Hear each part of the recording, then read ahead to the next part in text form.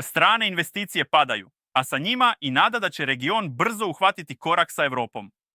U Srbiji je priliv stranih investicija pao za čak 42%. Sličan pad beleže i Bugarska, Rumunija i Hrvatska. Prema podacima Narodne banke Srbije, priliv je pao sa 3,6 na 2,1 milijardu evra, dok je odliv kapitala iz zemlje gotovo dupliran. Ekonomisti kažu, razlozi su kombinacija globalne krize i domaće nestabilnosti. Svet traži sigurnija tržišta, a političke tenzije, protesti i inflacija dodatno hlade poverenje investitora.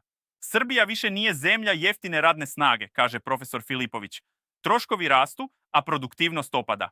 Manje investicija znači manje radnih mesta, manji izvoz i jači pritisak na dinar. Ako se trend nastavi, upozoravaju stručnjaci, slede inflacija i usporavanje rasta. Kapital odlazi, a izgovori ostaju. Da li je pad investicija samo privremeni šok ili početak nove realnosti? Piši u komentarima.